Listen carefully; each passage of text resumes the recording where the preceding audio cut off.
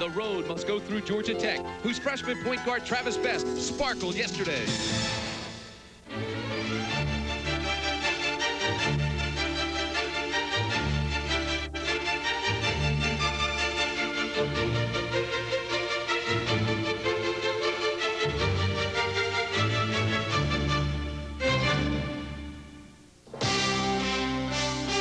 Raycom and Jefferson Pilot Sports present the best in college basketball, the Atlantic Coast Conference.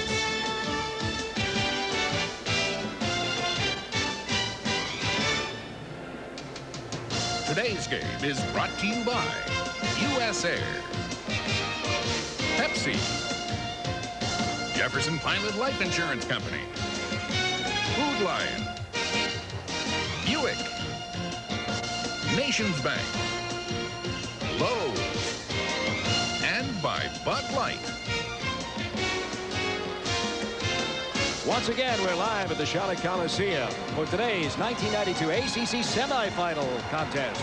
Georgia Tech and Duke in the first game, followed by Florida State and North Carolina in the second one. Hello again, everybody. Paul Cameron, your host on the ACC Sports Center. Well, will the Brooms continue a broom job all the way through yesterday's quarterfinals? And today, the Duke-Georgia Tech matchup. Duke had taken 2 in the regular season against Georgia Tech, and they're hoping to do the same, but Georgia Tech would love to take the rubber game. Now, when you talk about this matchup, you talk about 2 coaches who came into the league at just about the same time, almost a decade ago.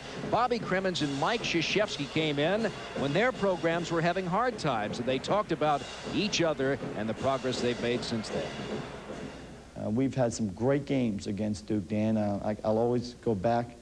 I always remember, first of all, when Mike and I first came into the league, he had come into the league 1 year earlier than I, and we would play at Duke or at Alexander Memorial in Atlanta, and there might be 6,000, 7,000, and Mike and I would be fighting for 7th or 8th place. I always remember the game in the ACC tournament where Mike and Duke got beat, I believe, by 40, 50 points. And Mike's a real fighter, and he's the best in the business right now.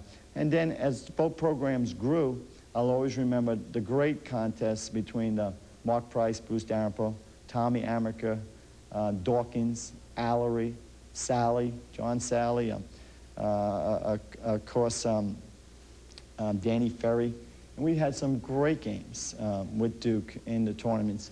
Unfortunately, I don't know if we had the manpower that Duke has right now. So we've got to put together a great game in order to compete against them. Well, it's going to be interesting to see what Bobby Crimmins can come up with. He's kind of rediscovered his big man game inside. Duke was running the ball awfully good, although not shooting all that particularly well yesterday. Tim Brandt and Dan Bonner set to bring the call, and they'll be back after this from Bud Light. More than 23,000 fans have come to the Charlotte Coliseum today for the semifinal game between Georgia Tech and Duke. Hi, everybody. I'm Tim Brandt along with Dan Bonner. 5 straight semifinal appearances for Duke, and yet there's not a player on this Duke team that has won the ACC tournament crown. So I ask you, Dan Bonner, here's a club now that comes in as the heavy favorite, Duke. What does Georgia Tech have to do to beat them today? I think Georgia Tech has to really utilize their inside game. Georgia Tech, in Mike Krzyzewski's words, is huge. And I think they have to be able to utilize that size advantage. And one of their guys on the inside who's playing very, very well, particularly over the last 10 or 11 games, is James Forrest. You can see here, these are his season stats. This is a young man who never played on the perimeter before, is playing in the 3 spot on the perimeter now, and is improving with every game. He's a tremendous offensive player. His defense has come around here, too. And this is the kind of explosiveness that he adds to the Georgia Tech lineup. If he has a big game today, then I think Georgia Tech competes. Now, Christian Laettner had 33 points yesterday, but when you talk to Coach K, he says, hey, the MVP of that game was Brian Davis. Brian Davis, one of the seniors for Duke, is a true leader for the Duke Blue Devils. He plays with a great deal of intensity. You can see his numbers also very good. He's a guy who's capable of getting 25 or 30 points in a basketball game. And on a shot like this was late in the Maryland game yesterday, a big basket. Brian Davis is a guy who's got the experience that he can come and he can get that big basket for you when you need it. And Mike Krzyzewski seemed very pleased after the game yesterday. Mike Krzyzewski was real happy with his team, Tim. They did not execute everything they wanted to do as well as they might like to, but they were running. He said, this is my Duke team. They were getting up and down the court, and if that happens, then Georgia Tech could be in for a long day. This should be fun. It's the ACC semifinals. Georgia Tech and Duke coming up. We'll have the tip for you right after this. Stay with us.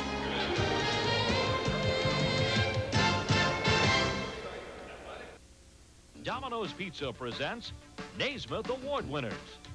Wherever Ralph Sampson goes, people notice, especially on the court. Who wouldn't notice a 7-foot 4-inch center who could sink 15-footers with ease, or fill the lane on a fast break and finish it, or routinely freeze out the best scorers in the NCAA? At the University of Virginia, Sampson was Goliath, keeping the Cavaliers in the top 10 of both polls for 49 straight weeks and winning the Naismith Award in 1981, 82, and 83. The #1 team in the nation, the Duke Blue Devils, against the Yellow Jackets of Georgia Tech. It is the semifinals of the 39th annual Atlantic Coast Conference Tournament, and there are more than 23,000 fans that have come here this afternoon to join the party.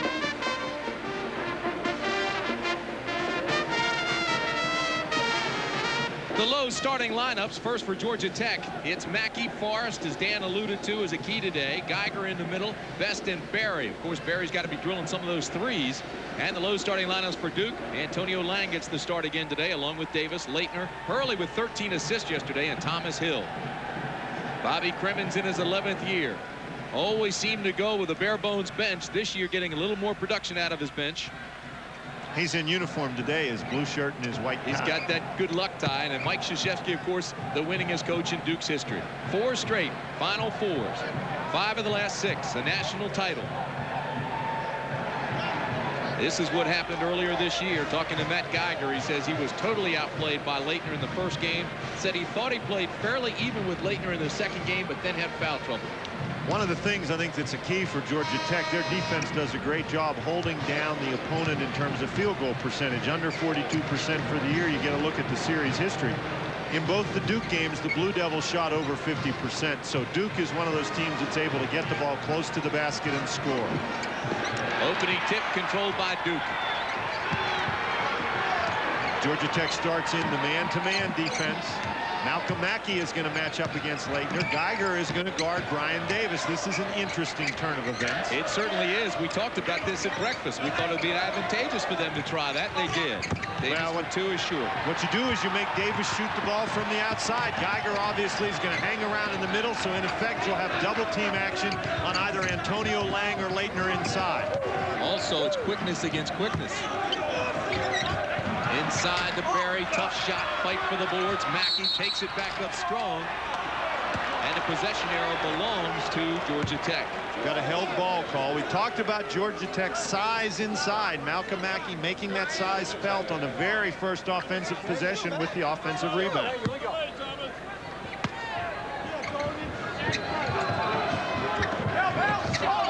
Best loses the handle. Ahead they go to Hurley, broken up by Mackey.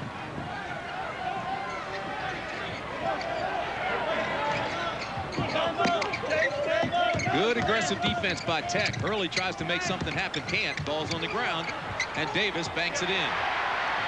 I'd like to see that play diagram, please, sir.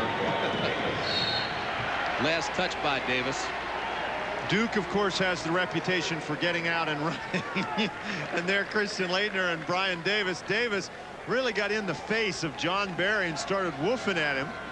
Leitner correcting him. Here's the, I don't know that you can call that a shovel pass as much as a trickle through the lane. Barry's shot off the front. That's a great play by Best because Davis was alone under the basket. Duke trying to push it. Forrest tries to go inside. That was last touch by Jon Barry, and the Blue Devils will take over. Georgia Tech, particularly Jon Barry, looks like they're trying to push the ball very hard early. You wonder if that doesn't sort of play into the hands of the Duke Blue Devils, who are very, very good at pushing the ball up the court. Again, here's the Georgia Tech man-to-man with Geiger matched up against Davis. Nice follow inside. Lang tips it in. Nice movement to the board. Forrest has to block him out.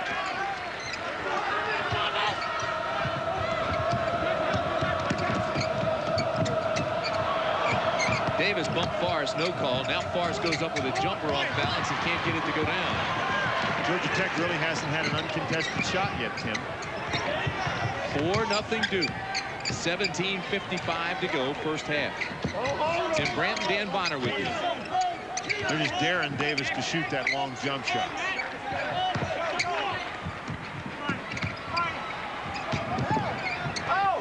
Hill is short. And Georgia Tech takes control. Again, Barry pushes it hard on the transition. Best will fire, and it's still off the iron. Tech can't get on the board. Hurley takes it the distance. A lot of running up and down and not very much results so far. Mackey has him on the board. It's a 4-2 Duke lead.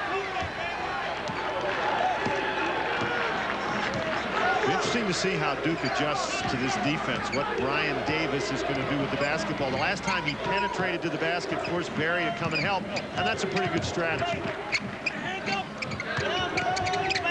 Leitner takes it into the paint, gets lost, and Lang has to try to make a save and can't. Tim, and that's an excellent description of what happened with the kind of defense that Georgia Tech is playing. They are, in effect, waiting for Mike Krzyzewski's center to come into the lane. He was swallowed up by black jerseys. Very rarely do you see Leitner dribble into trouble. No question he did that time.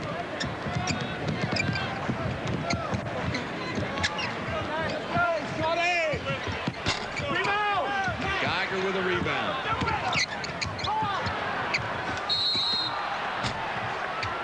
Foul will be called on Davis, I believe. So far, Georgia Tech has done a pretty good job on the offensive backboard, Tim. That's a couple of second chance opportunities that they have gotten. That's the first on Davis, first team foul against Duke. And Forrest is at the line. James Forrest, 70% free throw shooter, had 9 points yesterday.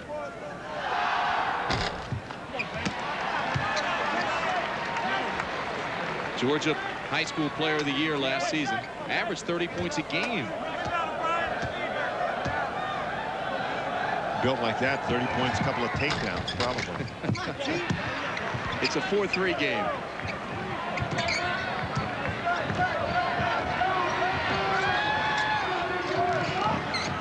Davis.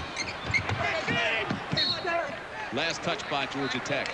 You can see Davis is sort of in between, trying to decide what he's going to do. It's not really to his advantage to take it at Geiger. Geiger just stands there with his hands up in the air, and Davis is going to have a tough time getting the ball over top. Leitner trying desperately to get a shot off. Nice dish down to Davis underneath. Well, that's the idea. Geiger comes and double teams Leitner, but you notice Davis went right to the basket, and Leitner found him. Excellent play. Boy, Hurley keeps great pressure on the ball. Mackey to Geiger. He's wide open, doesn't take the shot. Best will. Leitner with another rebound.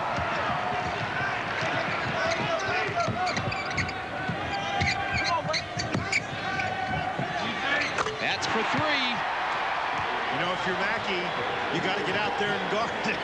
Leitner has now hit 20 of his last 29 three-point attempts. He has been on a tear.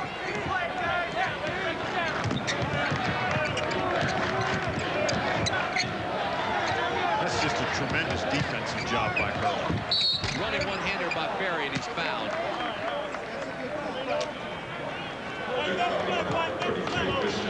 Foul is on Leitner. That's his first. One of the things that Bobby Hurley does as well as anybody in the country playing point guard is pressure the basketball. His head is just right on the ball. He's constantly, those hands are moving. That's extremely difficult for anybody to see what you want to do on offense.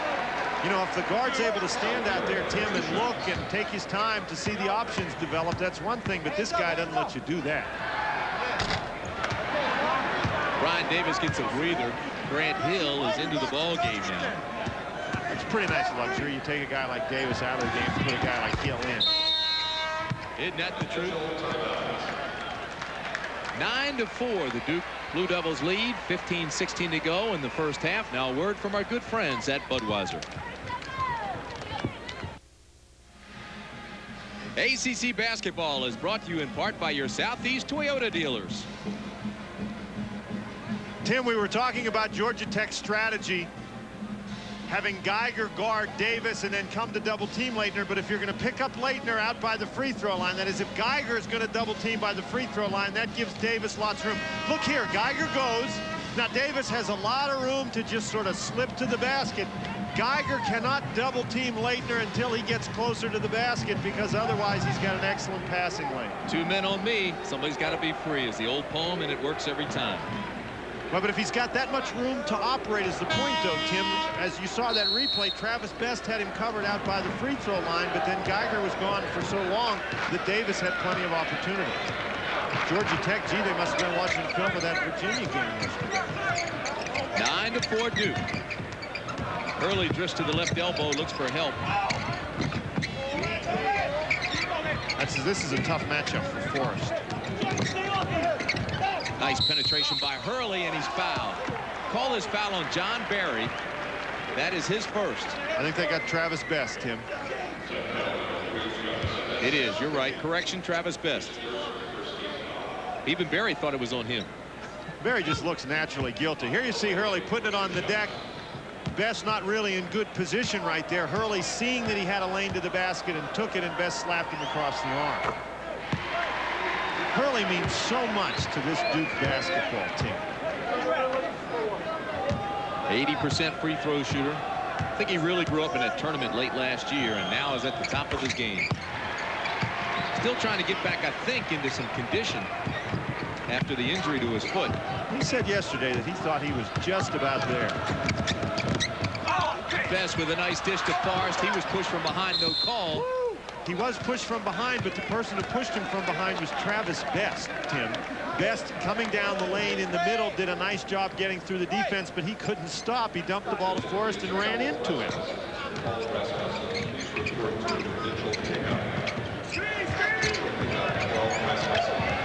Man-to-man for the Blue Devils. Geiger's first shot of the day. Forrest gets it back. And a foul underneath. We'll go the other side. I think the foul's going to be called against Malcolm Mackey, pushing inside. It's really the first time today, Tim, that the ball has gone down inside to Matt Geiger against Christian Leitner. He got the ball to the basket. In fact, had 2 point-blank range opportunities and missed them. Yellow Jackets have to convert those shots. Heck, they'd be happy. They're shooting 1 for 11 to convert any shot. Hill with a great penetration.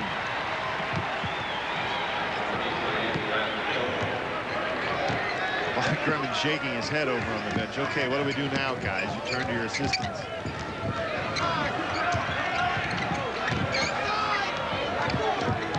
Geiger on Leitner. Leitner much quicker. Steals it. And it's a 3-on-2.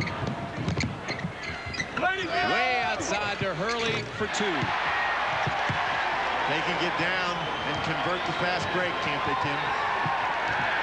They are the best at it. Florida State crew is not far behind. Geiger has it slapped away again by Leitner. The over-the-top pass. Oh, what a play by Grant Hill. How did he find Lang? And Hurley will reset.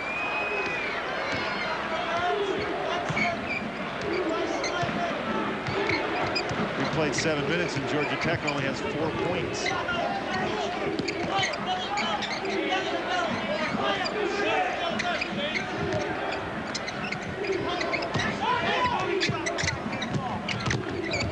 Hurley in the paint, kicks back to Lang. Lang to Leitner.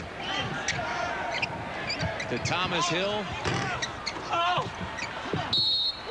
And it'll be Georgia Tech basketball. Last touch by Antonio Lang. 12:44 to go in the first half, and Duke out to a 15-4 lead. Bobby Cremins with some substitutions, hoping to change the pace of this basketball game. His defensive scheme hasn't really worked that well, simply because he can't score on the offensive end. Doesn't matter how well you play defense, you can't put the ball in the basket. Brian Hill comes into the game along with Ivana Newbill. Travis Best. Georgia Tech trying to stop an 11-1 run by the Blue Devils. Duke's defense is really very good so far in this basketball game. Not only are they pressuring the ball effectively, but they're cutting off passing lanes. Mackey is fouled by Cherokee Parks. That'll be his first. Parks gave the Blue Devils some real quality minutes in yesterday's victory over Maryland. He did do that. Boy, he was strong when he came in. Mike Krzyzewski was really pleased with him. He'd like to see Parks give him that again. Now, Parks is just banging against Mackey, but Mackey with that great strength catches the ball where he wants to, wheels to the basket. Parks gets that body on him, and you can see the look of disgust on the young man's face right there. Georgia Tech needs to do more of that.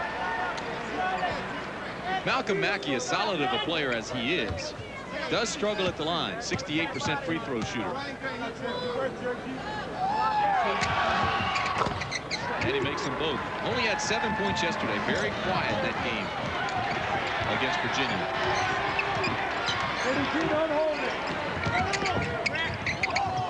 Hill got away with a walk. He actually slipped. Here comes Leitner now looking for help. That's a nice job there. String the quick trap on Davis, but what a great play to get out. Hurley goes to the baseline to Parks to Leitner, who fires from 15. Georgia Tech played pretty good defense on that possession, too. Great ball movement by Duke. Jackets got to get it done on this end, Tim. 11-point lead. Barry fires from outside. The lone rebound taken down by Christian Leitner. And here come the Blue Devils again.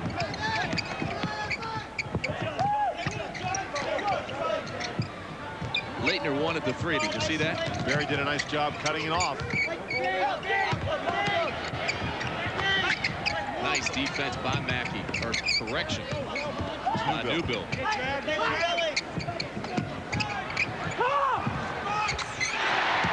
We're seeing a clinic right now. Davis makes it a 19-6 ball game. I think Georgia Tech really needs to work on the offensive end at getting the ball inside. They've been too quick to accept that perimeter jump shot. It's not going in the basket. Get it to your big guys inside. Hurley's just doing a tremendous job. We get a 5-second call.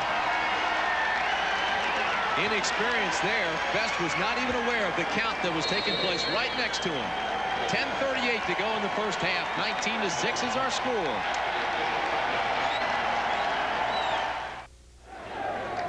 Duke very impressive off to the 13-point lead. Now, as we watch this replay, look at the Georgia Tech players in the background. Everybody's sort of standing around.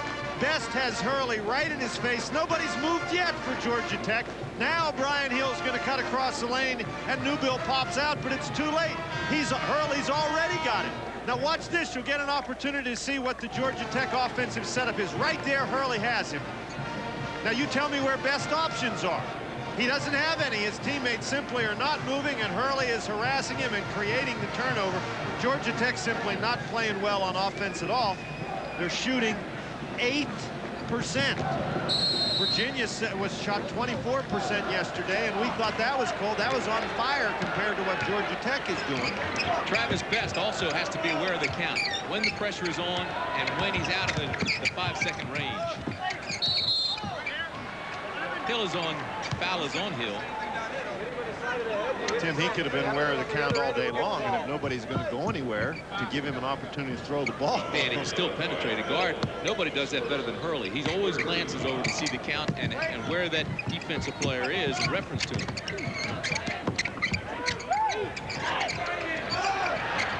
Good catch. Parks gets the roll. Boy, that's an aggressive play. Gee, he must have liked those minutes yesterday.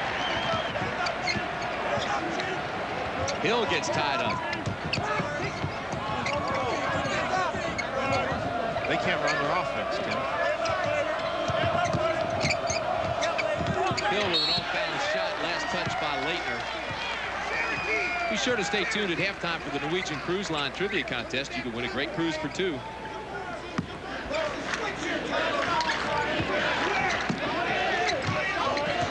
Totally frustrated. frustrated right now. Georgia Tech, a little bit befuddled, certainly out of rhythm.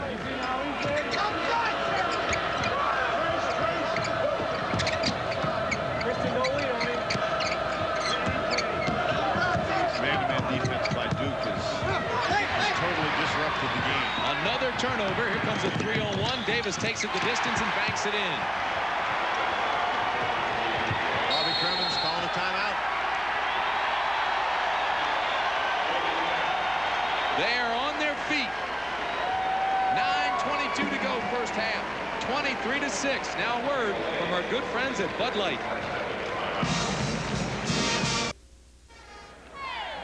Duke with a 17-point lead, and you know, Tim, people talk about team defense.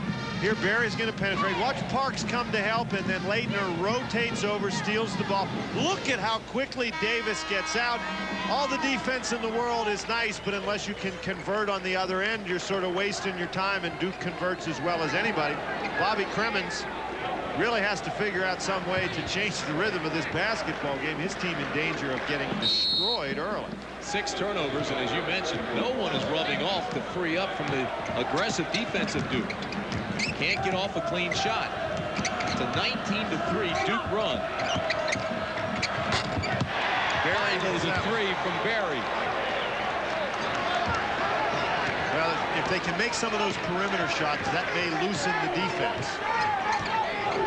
Georgia Tech has not played that poorly on the defensive end of the court. They just can't get the ball to go in the basket on the other end.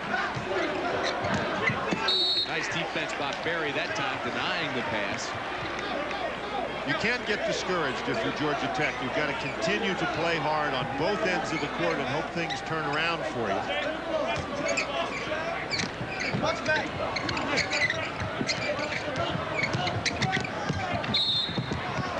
Foul is on Jon Barry.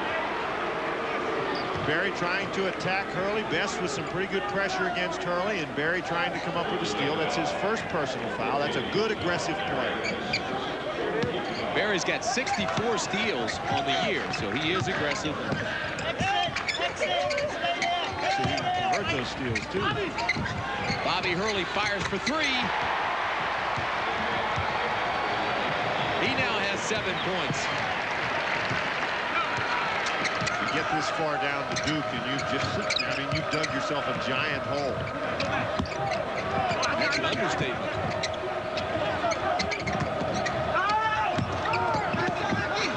Mackey takes it up strong and drills it. Well, you've got to figure that Georgia Tech is going to heat up, but you'll notice that every pass on that possession and the shot, everything's contested.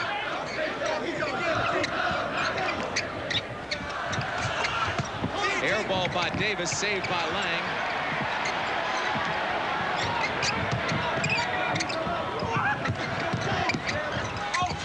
How sweet is that? What a play by Hurley. Thomas Hill makes it a 28-11 ball game. Duke way out in front.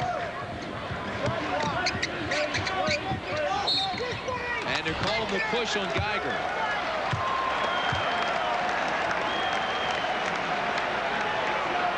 Been a frustrating day for that guy. I mean, he's had 2 shots at the basket. They were both point-blank range, and he missed them both. That time he got called for the push. This is a Georgia Tech team that comes into this game playing very well. Winners of 5 of their last 6 games. The only loss at Chapel Hill to North Carolina in a game where they felt they did not play that poorly and they had opportunities to win. This may be out of their hands already. Lang with a nice pump fake is fouled by Geiger. That's 2 on Matt. And Newbill is going to get up and come on in the ball game. And it's funny for Georgia Tech, sort of so goes Geiger, so go the Yellow Jackets. He's really played well over this last stretch of 6 games, and nothing but frustration for the young man today. Well, when they went in the tank in February and had one of the worst Februarys they've ever had, one of the reasons was the coaches said the big guys just disappeared.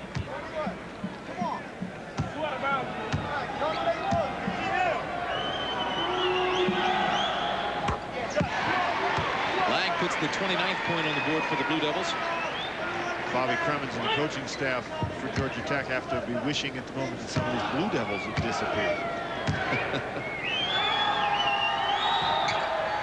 Well, when Lang starts hitting him at the line like that, he's only a 62% free throw shooter. They can't do anything wrong here. You voted for the Dream Team. Now get the video. Stay tuned at halftime for details on how to order the True Value ACC Dream Team home video.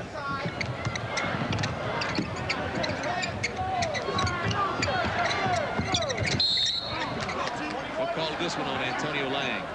Mackey did a nice job getting position inside. Duke keeps such good pressure on the basketball that sometimes you can't find those guys open inside. Here Mackey battling against Lang. Right now Mackey's open, still open. Now they throw him the ball just as Lang is coming across. They're fortunate to get the foul. One of the few wide open shots they've had. Here goes the transition again. Hurley. And Hill could not handle the pass.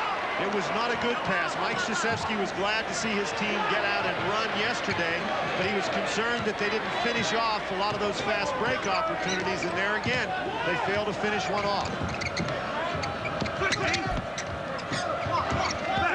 Hill tries to catch too many more of those. He's going to have back problems in addition to his ankle problem. Big follow inside. The Leitner will get the call. Mackey will go to the line. Leitner gave it the old excuse me with the right knee, and Mackey went stumbling out of bounds. Actually, the foul was before the shot. So Georgia Tech will bring it in. Ryan Davis will come back in along with Cherokee Parks. Leitner will get a breather, and Thomas Hill will sit down for Duke. Parks can give Duke the kind of quality minutes that he did yesterday, and in fact has done so far in this game. That makes the Blue Devils, frighteningly enough, a much better team. Jon Barry for three. Brett Vincent in the ball game now as Travis Best gets a break. Georgia Tech has both of their three-point artists in the game, Barry and Vincent. Still a 16-point game, though. Good idea, poor execution by Hurley. Nice defense by Barry.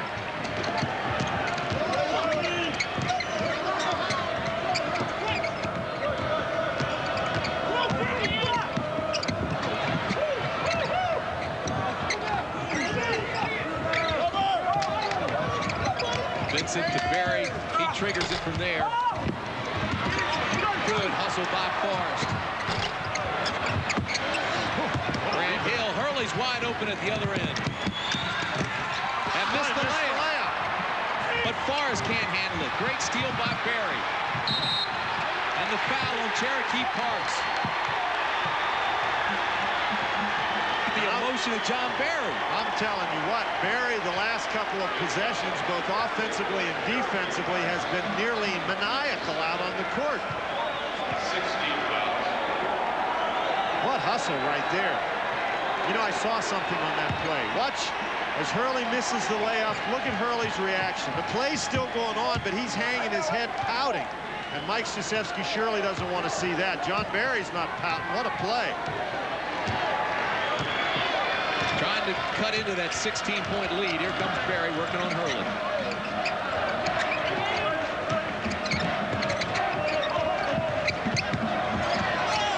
Mackey, strong move.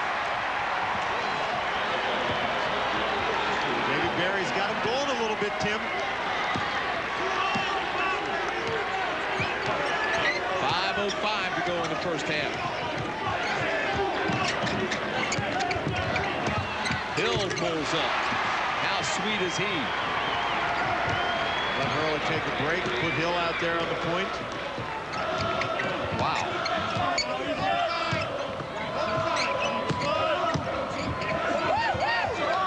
Mackey puts it on the floor. Barry fires from three. And Hurley's out in front again. But look at the hustle by Jon Barry. Barry may have hurt himself. He never touched you. He got you away, but he didn't touch you. I can't point for that. You can hear official Steve Gordon saying to Jon Barry, he never touched you. Barry down. Ooh, boy. See, now Barry, he's not gonna concede that he's hurt until the play's over. He was still up there. You could see on that replay, he's turning around trying to find the ball. Great hustle. No question about the adrenaline flow in Barry. The last 3 trips he's been on the ground. This looks like one of those mascots. Well, here's Barry now with the shot. Tremendous rebound by Grant Hill. Then the pitch ahead to Hurley. Barry's just not willing to let that go. Down he goes. Boom, his chin hits the court. See, now he's up. Now he's looking around. Now the ball's out of bounds. Okay, it's all right to be hurt. This is one tough customer. The announcers for this game were selected and compensated by Raycom and Jefferson Pilot Sports. Any use of this broadcast without their express permission is prohibited. The hand for Jon Barry.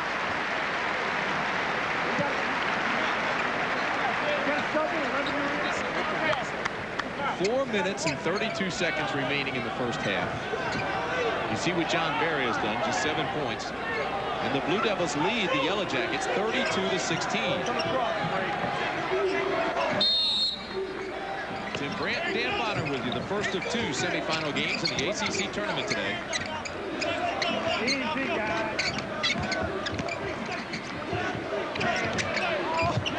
Mackey with a steal. You would think that kind of effort that Barry put forth would fire up the rest of his team.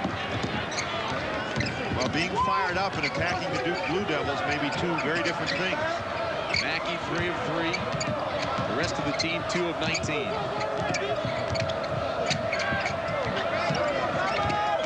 I'd go to Mackey in that case. You know, you'd probably coach this game.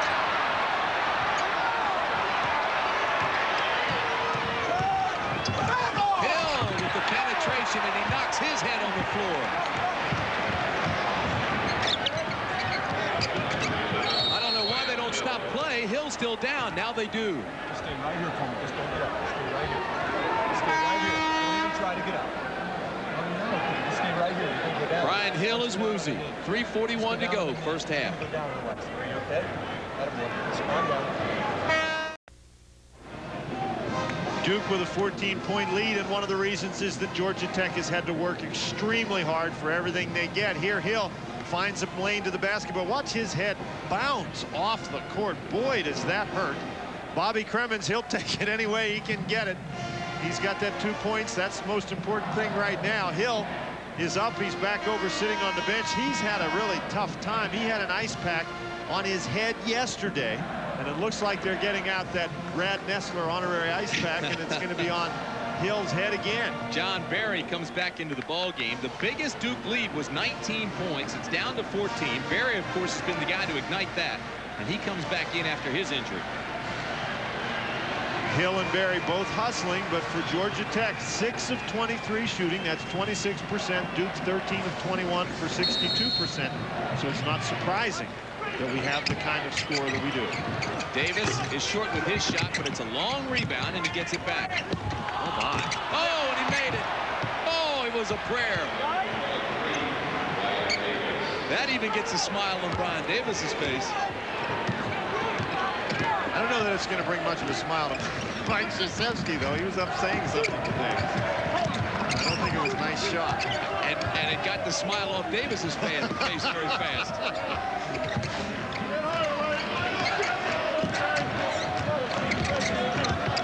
See, now that's the penetration he should have had the last time. Oh, good follow inside and the foul. Mackey will go to the line this time. Foul on Hill.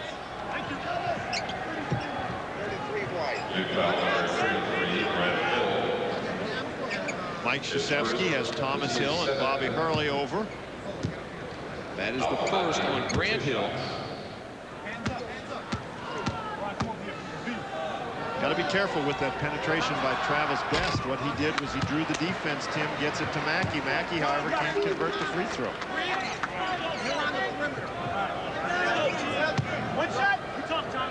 Mackey with 8 points and 3 rebounds thus far. He's only a 68% free throw shooter. We told you that before. He missed the first one and misses the second one. Benson with the rebound.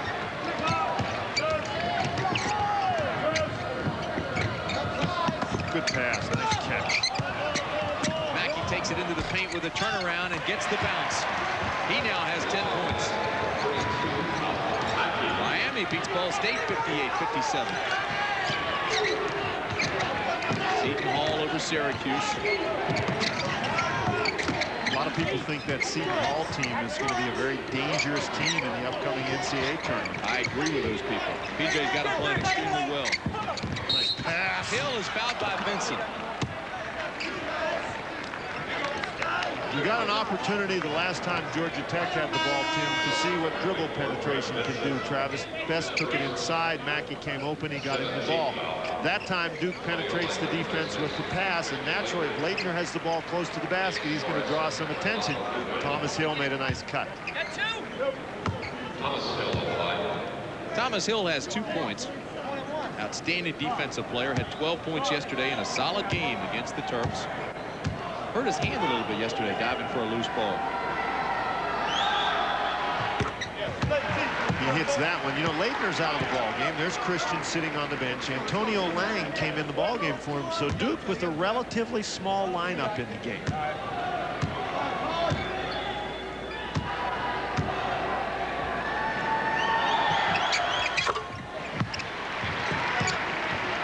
Of course, Georgia Tech has a small lineup in as well. Newble's not in, and Geiger has also continued to rest.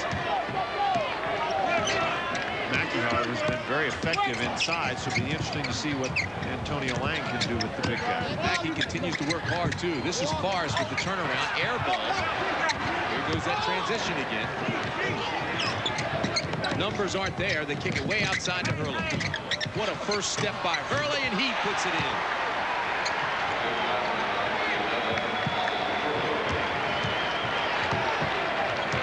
Duke's certainly operating on all cylinders here in this first half. The lead is back to 18 with 1:45 to go in the first half. It's been all Duke.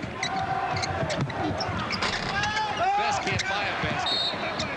Well, I'm telling you what, that was a very, very tough shot. The reason he can't buy a basket is because he's got that guy number 11 all over him. Thomas is on that side.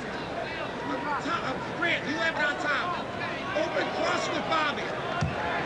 How about Mike Krzyzewski over there? You can hear him all over the Coliseum. He's working as hard as the players today. Grant has it on top, and they're going to do open cross to Bobby.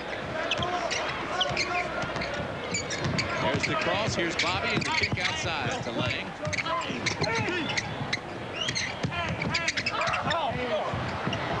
Come away with no points.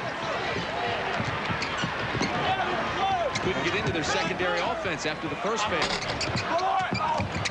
One of the reasons you can hear Mike Krzyzewski all over the Coliseum is that it's very quiet. Nice pass to Hill. And he's fouled. Right over top of James Forrest. Wow.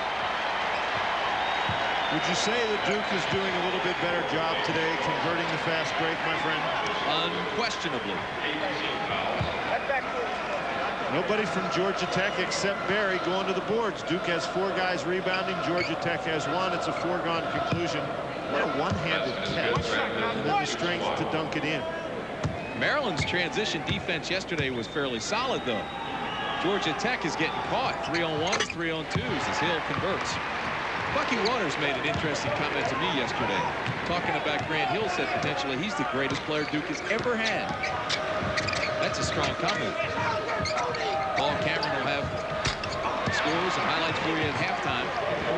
Vincent hits it.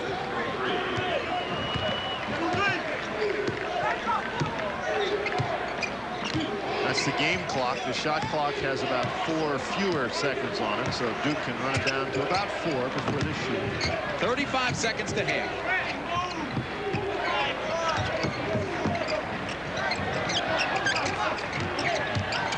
Shot clock at 25. His foul is on Jon Barry, and he doesn't like that call at all. It was a good idea by Barry. Grant Hill is penetrating to the basket under some heavy pressure from Vincent. Watch Barry. He's guarding Thomas Hill. Hill leaves, but Barry stays.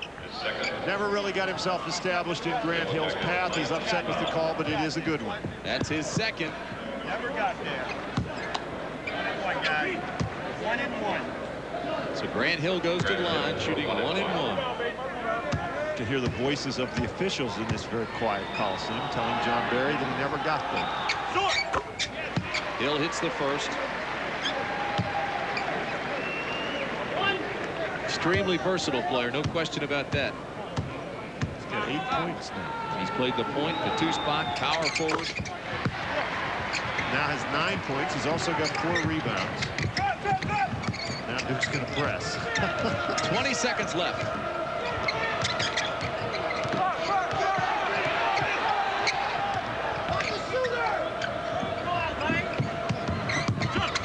Barry to the baseline. 8 seconds. 5 seconds left in the half. Mackey will score it, and that'll do it. A strong performance by the top-ranked Blue Devils of Duke. Our score at halftime: Duke 43, Georgia Tech 25. When we come back, Paul Cameron will take you through our halftime activities.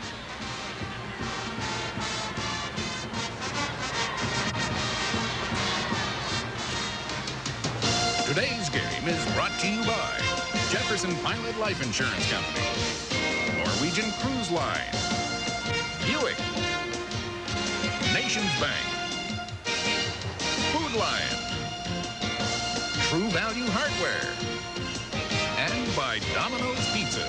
If you call Domino's now, you'll be enjoying our new better than ever pizza during the second half. Welcome to halftime. First game of the semifinals. So far, it's been a Duke clinic as the Blue Devils have gone up by 21 and now lead 43-25 over Georgia Tech at halftime. Jon Barry, got to admire that young man's effort in the first half for Georgia Tech, trying to fire up his team. He's given up some skin, but not given enough in the way of points for the Georgia Tech Jackets, who are trying to cut it down and get back in this game. Well, fans, we have, as you know, all season long asked you to vote for our True Value ACC Dream Team. And once again, if you haven't seen the final balloting, here it goes. Ralph Sampson at center, Phil Ford, Michael Jordan, a pair of pretty fine guards, Danny Ferry and David Thompson, your forwards. And we want to thank you, fans, who did the voting, took time to vote. And we want to also congratulate Linda Smith of Eden, North Carolina. She was the winner of our prize of 2 round-trip tickets on U.S. Air. Linda was chosen from those fans who voted this year for the ACC Dream Team. Now that the team is selected, we want to let you know about an exciting new home video that's available for you to order. We're putting it together, and we want to show you how you can get your chance.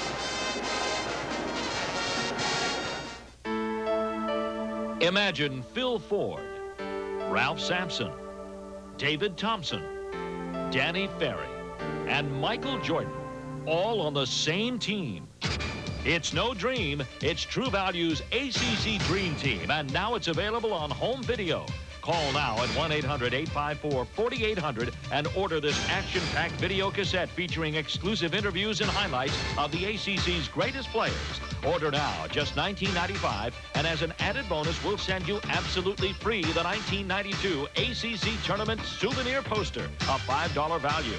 Don't miss this exclusive offer. Call now at 1-800-854-4800 and make your dream come true.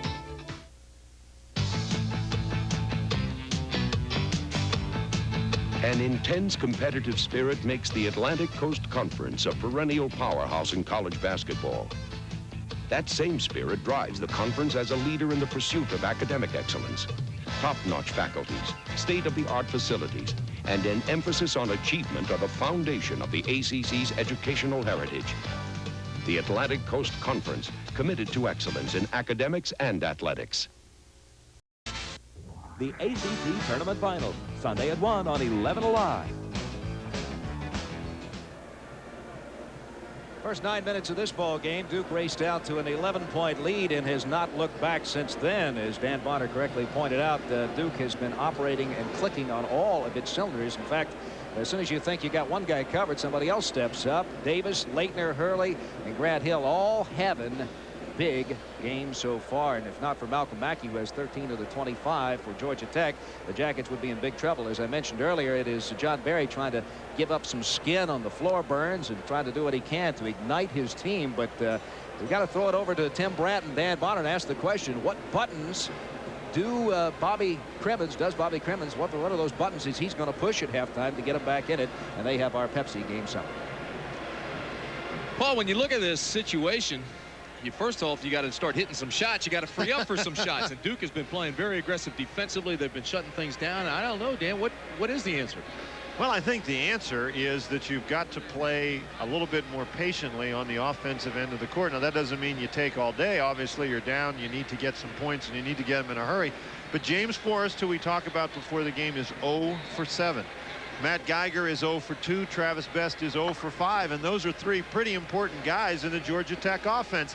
Now, what the Duke defense has been doing is forcing Georgia Tech out of that offense. And if you can't get in your offense, it's hard to get your guys to score. There, the penetration. Leitner steps in for the steal. And here's what Duke's been doing. They've been taking this defense, they've been converting it into offensive opportunities, and they've been scoring. For Georgia Tech, it's Malcolm Mackey. Travis Best, we said, was 0 for 5, but he has been able to get the ball inside to Malcolm Mackey. Mackey here with the short jump shot. He's 5 for 5. They can certainly afford to get it into Mackey a little bit more frequently. And while he's 5 for 5, as you mentioned, the rest of the Tech team 4 to 25, 16% shooting. That doesn't get it. The other thing is transition defense. There has been none for the Yellow Jackets. That up and over pass has worked extremely well. So we're at halftime. It's 43-25, Duke big. And we'll be back with the second half right after this.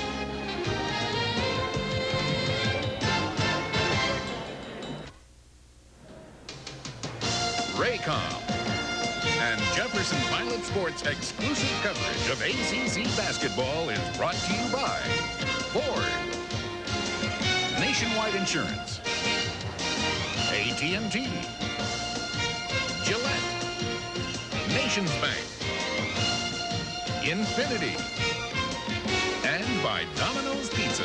If you call Domino's now, you'll be enjoying our new pizza with more melted cheese, big, better toppings, and a tender, tastier crust. Stay tuned for the Nations Bank Players of the Game Award. Nations Bank will contribute $1,000 to the Atlantic Coast Conference to be distributed among the member institutions under a conference-approved plan. That's the Nations Bank Players of the Game to be awarded near the end of our telecast. U.S. Air halftime statistics. Dan, you alluded to these at halftime, and they are not a pretty sight for Tech. Duke's defense, of course, is one of the big reasons for that 30% field goal shooting. Georgia Tech just has not had very many uncontested shots. You see the rebounds are fairly even. The turnovers fairly even. Duke with 10 points off the turnovers, but Duke has really been turning the missed baskets into opportunities where they get down the court. You see Duke shooting it very well from the field. They're perfect from the free throw line. This is a Duke team that's playing extremely well. The people around here have been talking about the Duke of January. Well, the Duke of January seems to be back. We also talked about Brian Davis before the game and how well he played yesterday. Coach K singling him out after the game yesterday. He's got 10 points in the first half, so he's picking up right where he left off. Bobby Hurley, 9 points, 2 assists, and Christian Leitner just 5 points, but he has really been dishing and making things happen in the paint. Leitner has only taken 3 shots. The impressive person today, in addition to Brian Davis, has been Grant Hill coming back from that injury. He's played an extremely solid basketball game. 43-25, Duke. That play created by Barry. Here comes Best, 3-on-1. Barry fires for 3 on the transition. See some strategy right off the bat.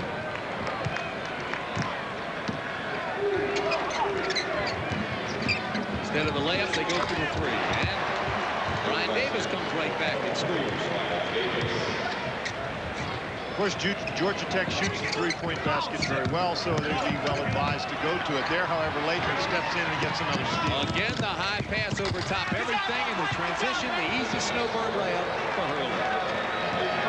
Playing against the Duke Blue Devils, you've got to constantly be aware of floor balance, and Georgia Tech just not doing a good job getting back on defense, and Duke is really making them pay for it. Remember a conversation I had with Pat Kennedy earlier in the year, and he says one thing you have to do against Duke is stop the transition because they're going to score the layups and also the back door. If you do that, you have a shot. Mackey again gets the ball inside. Bobby Cremins has to be pleased with that.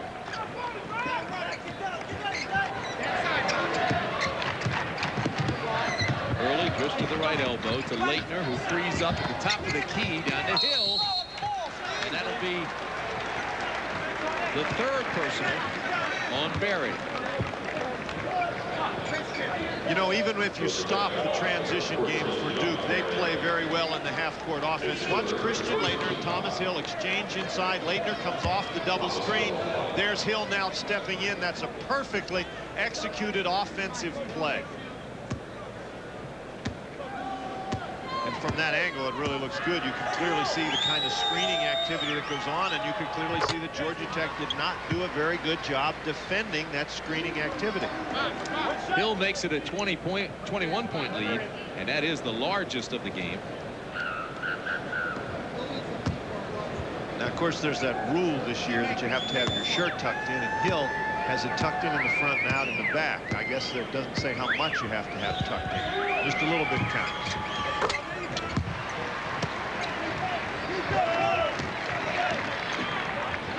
That's the time remaining in the ball game. Barry. Great idea. Last touch by Duke. It'll be Georgia Tech basketball. Well, that kind of penetration generally will create some opportunity inside if you can find a passing lane, but Duke cut it off very effectively. Lang knocks this out of bounds. So quiet in here today. Sounds like a library. Very unusual for the ACC tournament.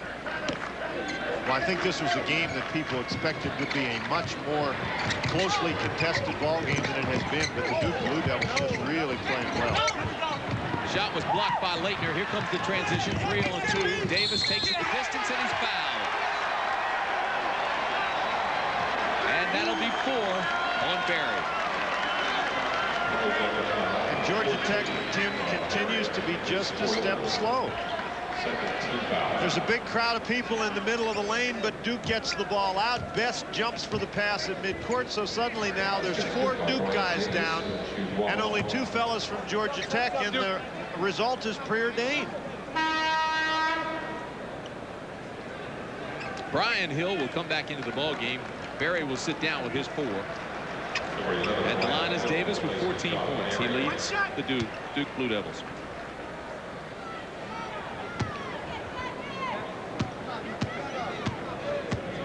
Did a great job defensively on Walt Williams yesterday. Held Walton 9 for 29.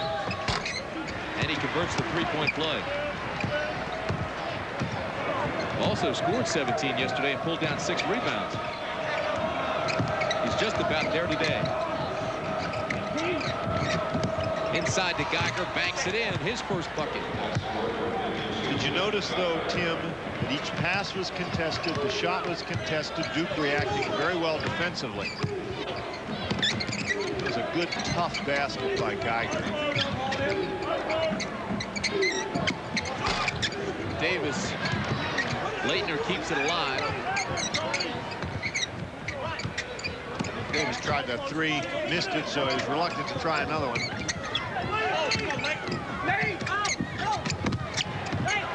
Laettner keeps it alive. Brian Davis for 2. He's had a great turn. Oh, has he ever? 17 points, matches his game yesterday. Forrest fires, air ball. We talked about Davis and Forrest as being 2 of the keys. Forrest only has 1. Davis with the big game.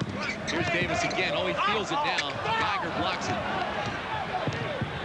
Well, you don't want to get carried away. They'll call the block on Hurley.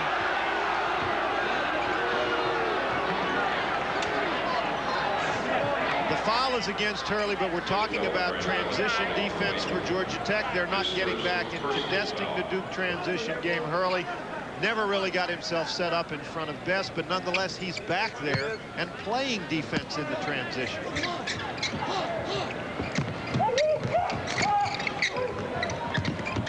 Geiger open for the jumper. Mackey with the rebound, and he puts it away.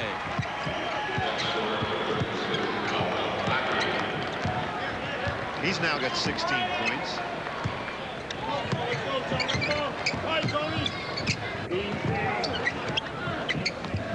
They double down on Laettner, and Geiger picks up his 3rd.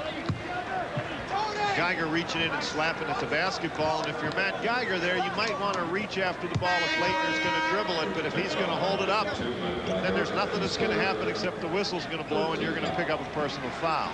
Interesting comments by Mike Krzyzewski after the game yesterday. He was saying, you know, we're not there yet to where we were early in the year. He says, but if we can win a couple games in this tournament, get by the first weekend of the NCAA, we'll be okay. They look pretty strong today, don't they? That's a confident guy. Here it is, you're in postseason play, and he's talking about how they're still working to get where they want to be. That's an actually scary thought for the opposition. No question. I mean, he's thinking simply national championship now. Grandhill surprised by the pass with a great pump fake, and the follow by Lang.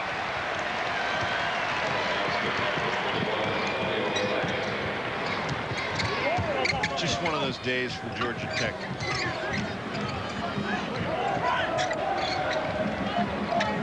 And just the same old pretty much for Duke. I don't think Duke expected this kind of a game against Georgia Tech. There's almost another steal.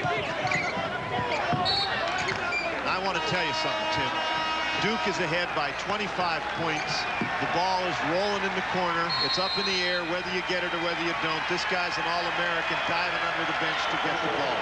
That's why he's the National Player of the Year. Now a word from our good friends at Budweiser.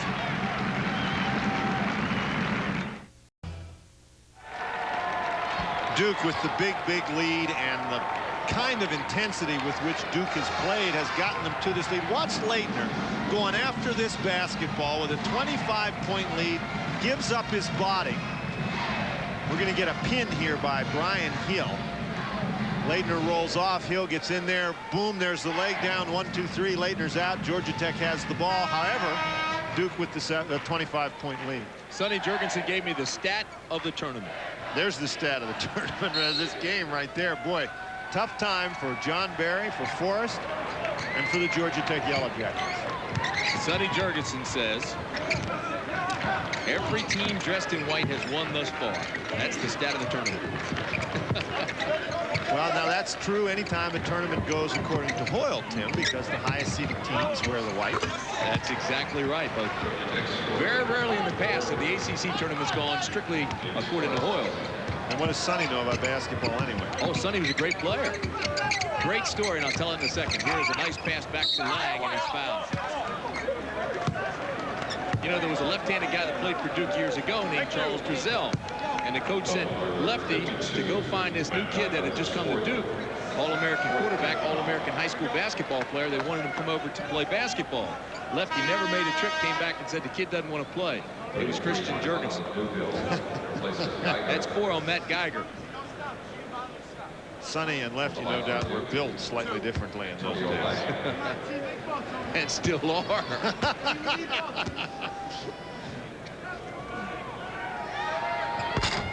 Lang bangs it around, but can't get it to drop. His first miss from the free throw line for the Duke Blue Devils today. They're now 12 of 13. They are human.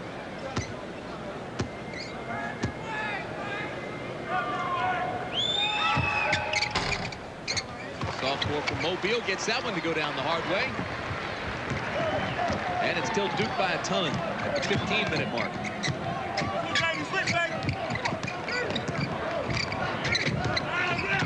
Early still all over Best.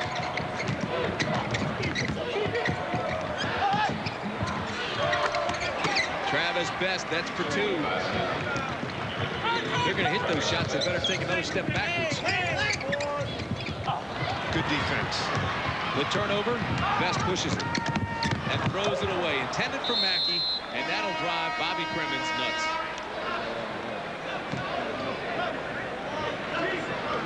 Well, it's got to be very discouraging for Bobby Crimmins, but I'll tell you what, Duke was back pretty well defensively. True Value Dream Team home videos coming soon to participating True Value dealers, or you can order right now. 1-800-854-4800 is the number. That's 1-800-854-4800. Brian Hill took another shot. He's had a tough tournament.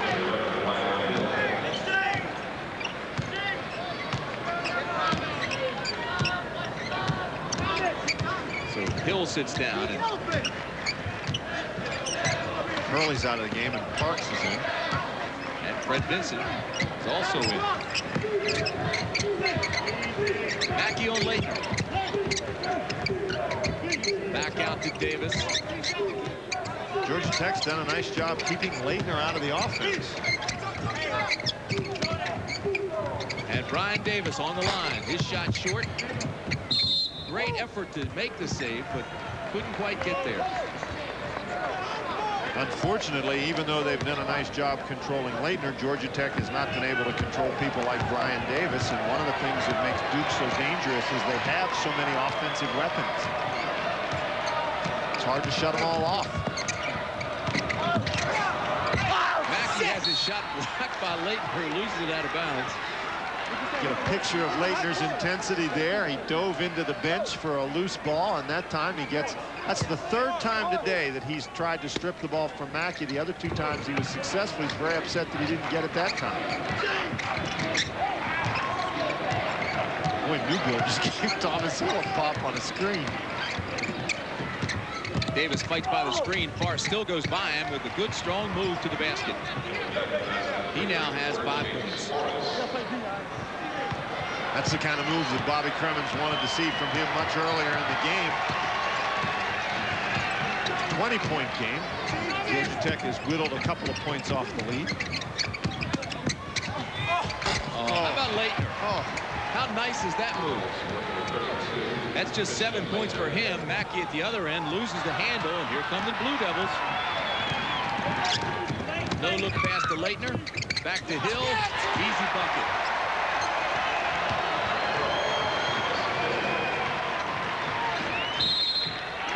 And Georgia Tech will say, hold on. Timeout. 12:50 to go in the ball game. 61-37, Duke.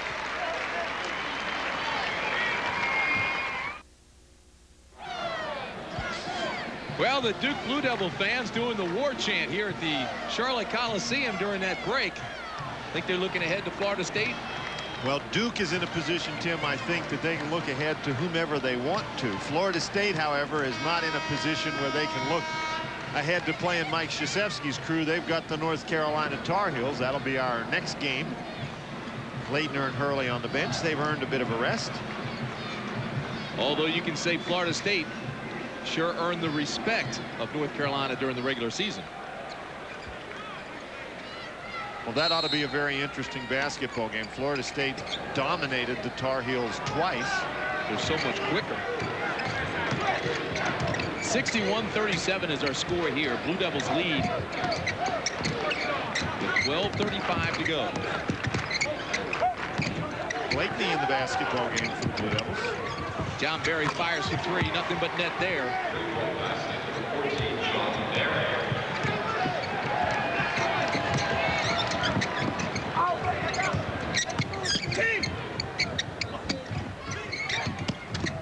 What a first step by Hill to free up. Boy, he just glides to the basket. Funny lineup in the game for Duke. Here's Jon Barry with another off-balance jumper, followed by Newbill.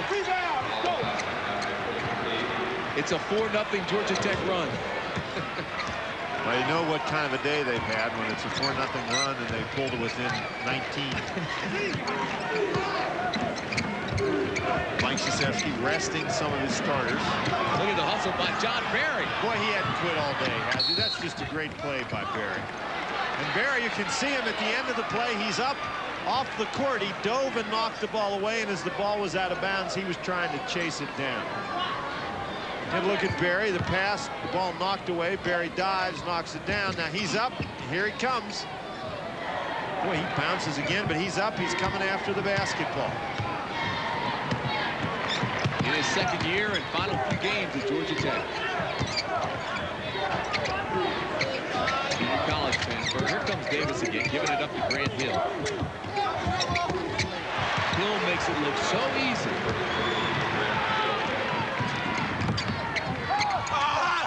Travis Best for 3.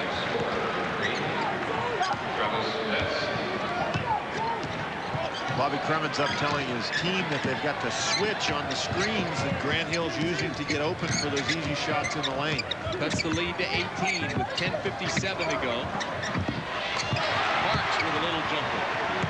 Parks did a nice job getting position inside. And as we've said, Tim, when you get this far down to the Duke Blue Devils, even with this lineup in the game now, they can still get after you. There, Parks is going to pick up the foul against Mackey. That'll be his third.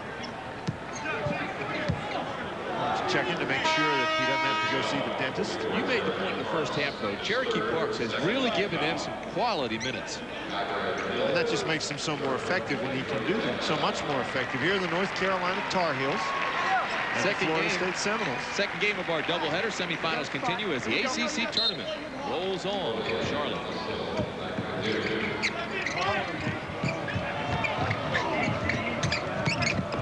Jon Barry, nice pass to Geiger. And it's last touch by Duke. Antonio Lang slapping at the ball while he was laying on his back. And although the pass was a little bit low, I don't think Geiger was waiting for it. Geiger was surprised by the pass because Barry held it so long. Barry very fortunate that he didn't get called for his 5th foul right there. Mackey sets and hits. Didn't take him long to get set either, Tim. He's a guy who's certainly come to play on the offensive end today. Georgia Tech doesn't have enough now for Mackey. He has 18 of the 47 points. There goes Barry again, crashing into the table here. And the foul on Brian Hill. You just heard Mike Krzyzewski say, why wasn't that a charge down on the other end? Mike, come on, buddy, you're up 18.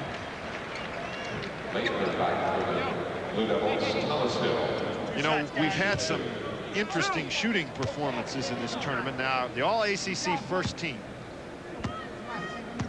is the worst in terms of shooting percentage, and most of them are gone. I want to know how Sam Cassell stayed off that first team. Well, the question is, who on that first team are you going to take off and put Sam Cassell on? It's funny. This is what Billy Packer and I were talking about this at great length, and it is a tough decision, but he is just as worthy as anybody else on that first team for the most part. Well, there's no question, and I would say that Hubert Davis is just as worthy as anybody else on that first team, and that happens every year in the ACC. You have 7 or 8 solid guys who've had great seasons, and you just can't put them all on the first team. Interestingly enough, the first team, Stith, his team is no longer in the tournament. Barry with the jumper gets it. Tough jumper, too, falling away. Gugliotta, his team is no longer in the tournament. Walt Williams in Maryland eliminated. And Rodney Rogers in Wake Forest eliminated. So Christian Laettner, the only member of the first team All-ACC who's still around. Hurley was just drilled by Best and still on his way down made that great pass. That's only the second on Best, by the way. Blakeney and Parks. Well, Parks will sit down and Hill comes back in. That stat right there is something that you alluded to before the basketball game, as Hill catches the great pass, tips it in. Nobody on this Duke team has ever been on an ACC tournament winner. The defending national champions, and they haven't won the ACC tournament title. Although, you know, last year with the national crown in their pocket, if you just got the person on the street, a lot of them would think they won the ACC tournament. It's the second time today that Hurley has gotten a 5-second violation on Best, and you made the point that maybe Best needs to penetrate to the basket. That time he was backing up toward midcourt, and Hurley was all over him. 9:29 to go. The Blue Devils actually got their clocks cleaned by North Carolina in last year's ACC tournament championship game. They just were drilled. On the ground. Foul call against Malcolm Mackey. You know, one of the best games I think I saw all year, Dan, was that first North Carolina-Duke game when Carolina beat them. Outstanding game played by both teams. Duke is one of those teams that tends sometimes to bring out the best of the opposition, particularly when they're playing on the road. Eric Meek comes into the ball game now, a 6'10 freshman. Kentucky beats LSU. Seton Hall and Syracuse, still a close ball game. Laettner at the line for a 1-and-1. Of course, Shaquille O'Neal did not play in that ball game. I really think after seeing the tape of that game, though, that Shaquille O'Neal, not only should he have been suspended, but I think Dale Brown should have been suspended too, because Dale Brown coming off the bench and attacking the guy from Tennessee is what caused that whole rigmarole there. That's embarrassing for a coach to do that. 8 points for Leitner in this ball game, and he has averaged 27 points, 9 rebounds over the last 7 games. Has been on a tear, but they've shut him down here.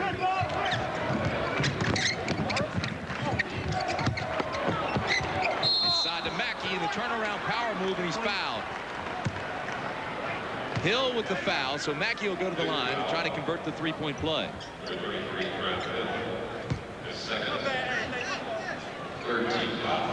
Malcolm Mackey continues to battle for position inside. Forrest shovels him the ball. Meek is there. Leitner's there. Grant Hill comes in and takes a swipe. Mackey, 20 points, 9 rebounds. You can see the kind of attention that he's been getting the entire game. Geiger tipped that. Forrest will get credit, I believe. Doesn't make any difference whether it's Geiger or Forrest. Talking about Mackey, though, in the game he's having today, only 7 points yesterday. Bobby Hurley pulls up for 3. Correction, his foot was on the line.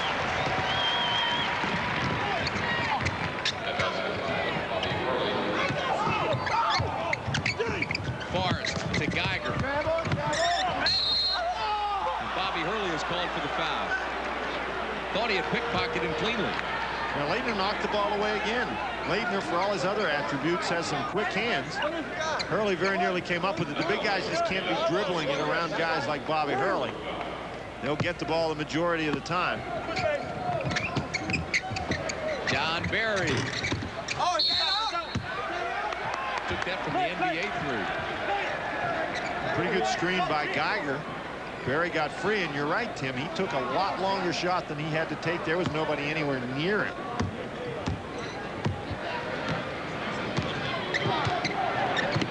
Eight and a half minutes to go.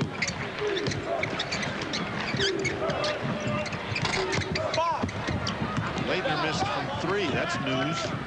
Here comes Barry, pushes it up quickly to Mackey, who has to readjust his shot. Can't get it. Taken back up strongly, though, and Forrest gets the 2.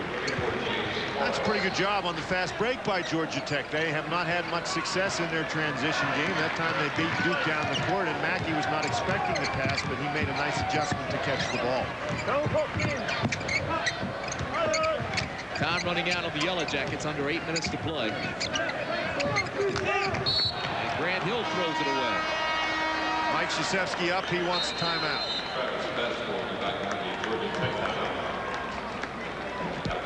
72-55 Duke. 7:47 to play. Now a word from our good friends at Budweiser.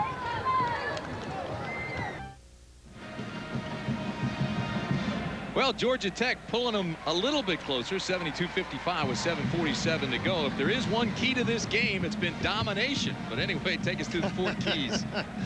Well, you just have to look at the point distribution and shooting percentage, and you can see where the real key to this ball game lies. The Duke Blue Devils, with their defense, have just really forced Georgia Tech out of any semblance of their offense. You can see Malcolm Mackey 9 for 10. The rest of the team 14 of 40. On the other hand, for the Duke Blue Devils, 4 players in double figures. They're shooting 61% from the field. Those things are very obvious, make it very obvious why Duke has the big lead with 7:47 left.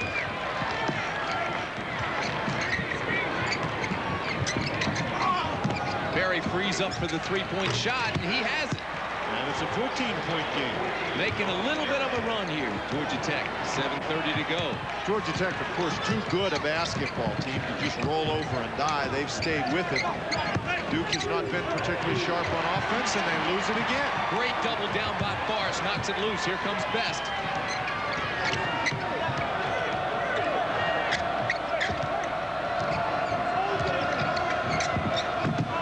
Barry's wide open. Hill had fallen down. Gets it to Geiger, who ferries it. It's a 12-point game.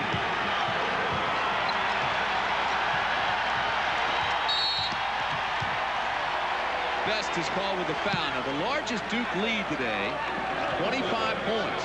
Georgia Tech has pulled them down to 12, and still a lot of time to go, just under 7 minutes. Bobby's working hard over there, huh? He's asking Travis Best why. He didn't need to foul Bobby Hurley in that situation. Hurley, of course, an excellent free throw shooter. Almost 80%, 79.8. Sometimes you forget that Travis Best, James Farrs, just freshmen, this time last year playing high school ball.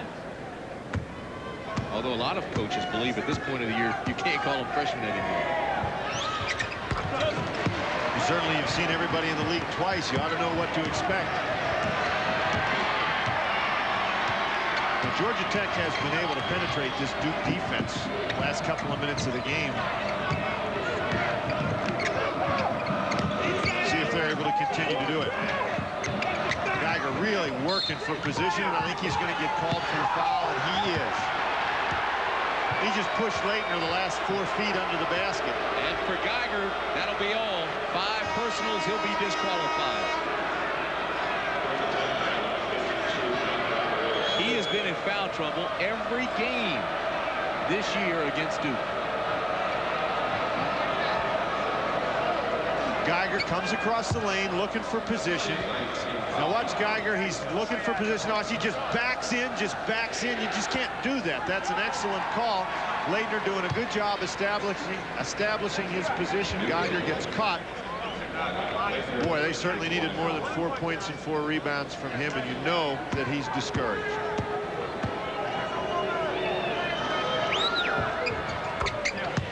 Leitner pushes it to a 15-point game again. Not only has Matt Geiger had foul trouble against Duke this year, but Mackey has not played more than 26 minutes against Duke this season until today. For those same reasons. Duke is very effective at attacking you inside. Georgia Tech had it down to 12, but 2 fouls, and Duke in the bonus situation gets 4 at the free throw line. Oh my. It was a pretty pass, but they couldn't capitalize on it. Here's Barry trying to make the steal again, but Hurley with the layup.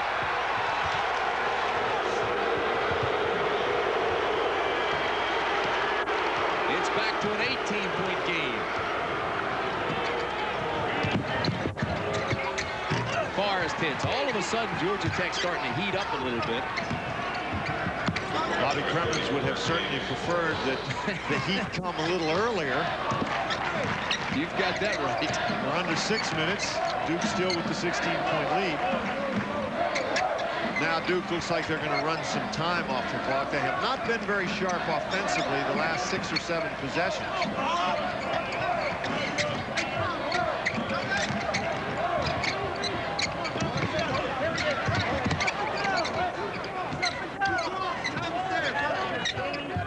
This is actually pretty good work. You've got a very comfortable lead. You've got to be able to work the clock in a close game in a tournament.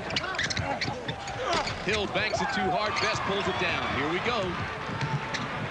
Yellow Jackets running ahead to Forrest, and he banks it in. 78-64. Got to admire Georgia Tech. You're absolutely right. They were down 25 points, and nothing was going well for them, but they have not quit. Oh, great look to Lang. Newbill and Mackey having some words. That's a very frustrating afternoon for the Yellow Jackets. You're trying to trap, and anytime you have a trap, you have to rotate your defense to take care of the guys who may be open. Mackey just didn't get the rotation down quickly enough. Says, all right, Newbill, I'm going down and talk to Coach about this. Well, you get the idea that maybe Newbill was right because Bobby Cremins called Mackey over. That's right.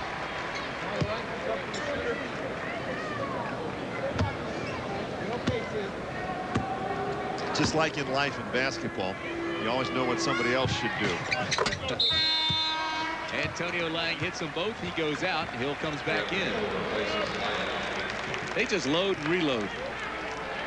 Antonio Lang, who did such a great job during the injuries. First the injury to Hurley, then the injury to Hill. But now Duke has their team, if you will. Their starting lineup before those injuries in the game as we go down the stretch.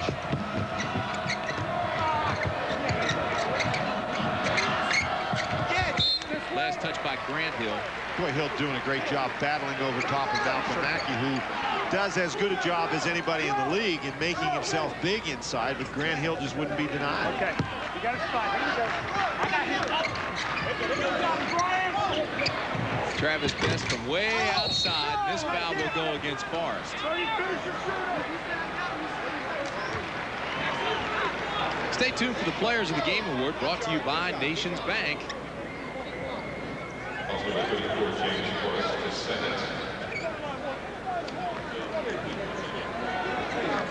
That shooting percentage from the free throw line just... Well, the disparity there with Duke with so many more free throws, that's really not uncommon. That much of a disparity is, but Duke traditionally shoots a great many more free throws than their opposition because Duke is constantly attacking the basket. They're 75%, 74% from the free throw line as a team, so they're solid there, but you're right, they've made so many trips today. Well, on the year, and this is a statistic that everybody knows about Duke, they have made more free throws by a long shot than their opposition has attempted. Exactly. Coming into the game, Duke with 605 makes, the opponents with 474 attempts. That means you're getting to the free throw line an awful lot. And then when you shoot 74%, that means you're converting.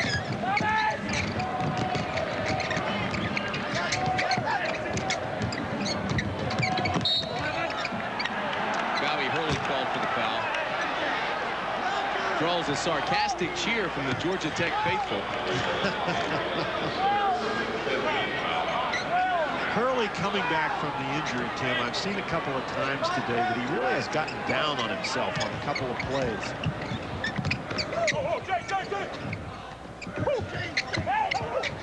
Hill had a notion.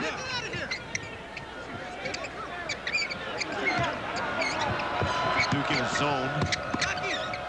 Mackey readjusts and hits. What a day he's having. Wow, 22 points for Malcolm Mackey. He averages just 16 a game. He is the only player left from that Final Four team at Georgia Tech. Left still playing on this club. And Leitner scores and is fouled by Mackey.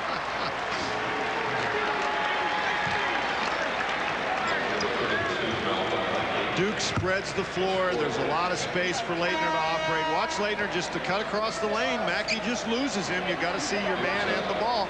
Mackey turned his head. Leitner made him pay for it. Thomas Hill going out of the game. That's Clark coming in. And that's 4 personals on Mackey.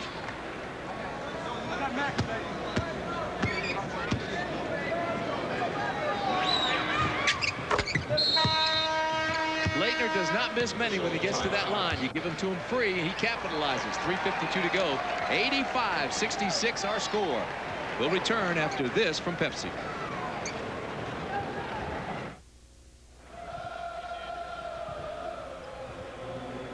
The Duke people again with the war chant. 3:52 to go. 85-66 Devils. Well, of course, Florida State is playing against North Carolina, and a true Duke fan always likes to see North Carolina defeated.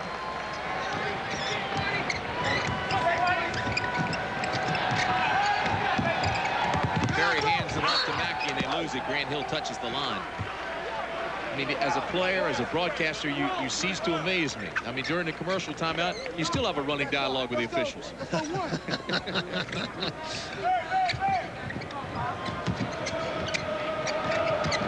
My experience with officials, though, is that you don't have much of a dialogue with them. They generally tell you.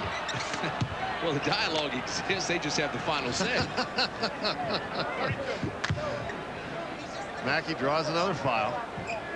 3.5 minutes to go. Cherokee Parks will come back in, and Leitner will sit down. You can see Parks has played enough in the ball game to be bloodied.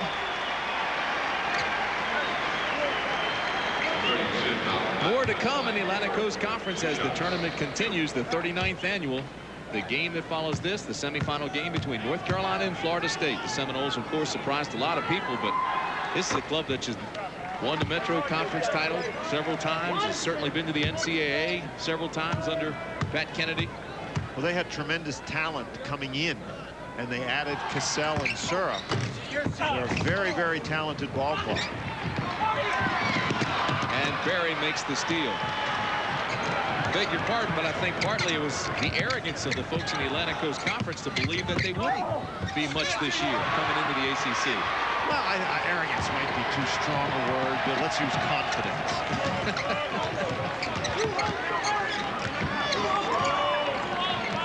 Hasty generalization, you say?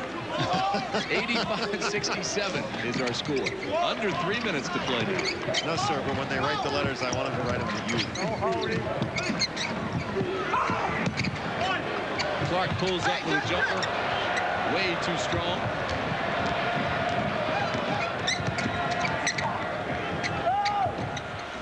And Hill scores. Chalk it up for 3. 15-point game.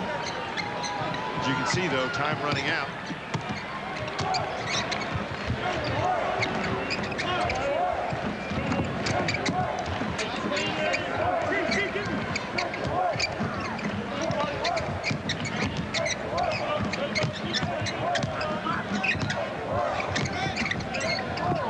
Inside to Parks they go with the turnaround. Mackey with another rebound. Duke running time off the clock, though, before they squeeze the trigger. That's really all they have to do. How about the jump stop by Hill and the little jump hook? Obviously not intimidated by the 6'11 Parks.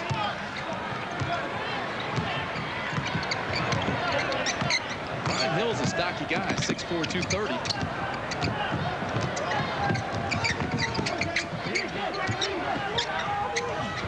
Very well-schooled, well-drilled team. Look at this. Clark in the lane.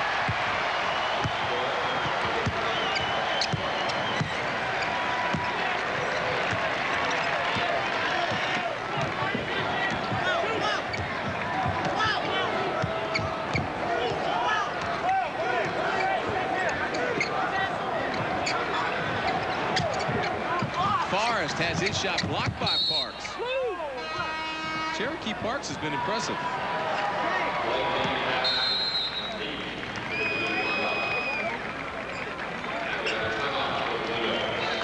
.111 to go. Duke wants to call a timeout, sit down, and talk this over. We'll return after this from the Atlantic Coast Conference.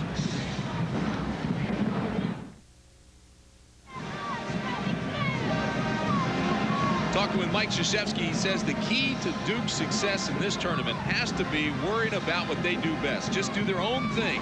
Do play their own game. Don't be disrupted by what the other club is doing. And they certainly did that last night against Maryland, and they're doing it here against Georgia Tech.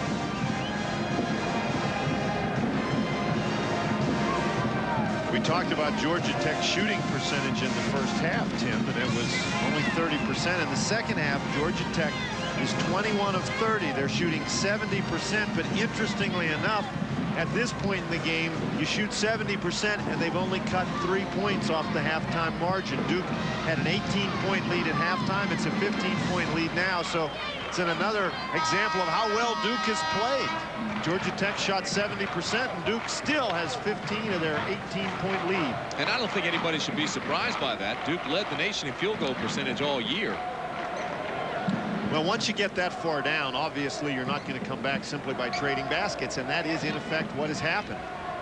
Duke's also been able to get to the free throw line frequently, and as is typical with the Duke Blue Devils, they have converted. They've basically cleared the bench now. That's why Mike Krzyzewski called that timeout, I think, to get his subs in the game and to make sure everybody knew what they were supposed to do once they got in there. One of the things was not to foul, but Clark does that right away. There's the Duke bench. They deserve those fives. Brian Davis, Bobby Hurley. Forrest at the line, shooting 1 and 1. Both teams over the limit now. You got to look at Jon Barry. It's a young man who's played very hard today. Clark gets in the book here with a bucket and a couple of rebounds and a foul, so he's in the stats. A little reverse move there to Christian Aston, followed by Parks. We'll go the other way. Well, Clark, he's just trying to fill out the line. Gonna get a couple free throws and have something everywhere. Ast, Meek, Blakeney, Clark, and Parks on the floor for Duke. Parks getting a little instruction from Mike Krzyzewski. Number one, he's telling him, don't push that guy out of the way. Number two, watch hanging on the rim for quite so long. 1-1. Farr shooting 1-1. Unfortunately for Georgia Tech, as James Forrest now has 14, most of them have come when the game was already decided. He only had one in the first half.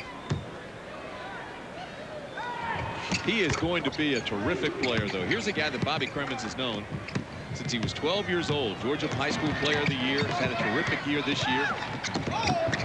In the running, perhaps the leading candidate as Rookie of the Year. Sean White will be in there, and Sura also. Meek gets one. I really think the Rookie of the Year is Bob Sura. Well, that's the one we just talked about. Sura certainly has had a great year. And unlike Forrest, he didn't start from the beginning of the year, but worked his way into that lineup. He's been terrific. Jon Barry still working out there. There's 31.4 seconds left in the game, and he's taking a charge. You know, we talked about Christian Laettner going into the bench with a big lead. Well, why in the world, if you're Jon Barry, unless you like to play, and the only way you know is to play hard, take a charge. That's why he did it. Under 30 seconds to go.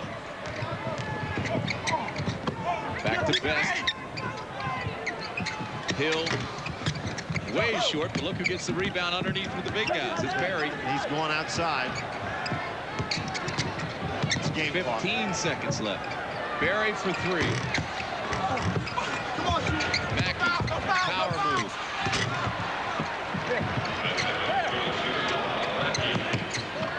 That'll do it. Blow the horn, end it. Duke moves on to the title game. And now they'll wait for the winner of the Florida State-North Carolina game. 89-76 is the final. We'll be back with our post game after this. Stay with us.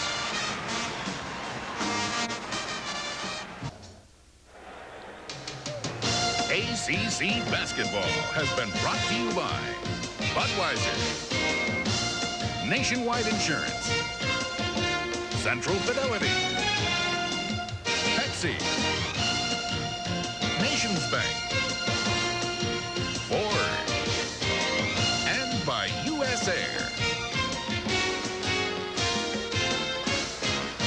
Two teams on the floor. North Carolina, Florida State getting ready for the next game. The first game ended. Duke 89, Georgia Tech 76. So the Blue Devils move on. The players of the game.